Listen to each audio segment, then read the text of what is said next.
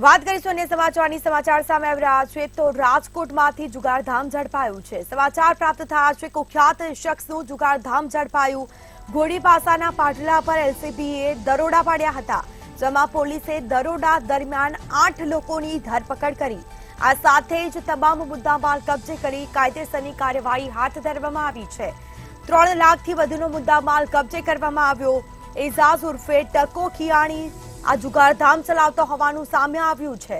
પ્રથમવાર જુગારમાં જામીન ન મળ્યા। ઘોડી ભાષાના ક્લબમાં 9 આરોપીને જેલ હવાલે કરવામાં આવ્યા છે। સમગ્ર મામલે તપાસ પણ થશે। એલસીબી ટીમે દરોડા પાડી અને જુગારધામ ઝડપી પાડ્યું છે। આ સાથે 3 લાખથી વધુનો મુદ્દામાલ પણ કબજે કર્યો છે। તો પોલીસે દરોડા દરમિયાન 8 લોકોની ધરપકડ કરી હતી।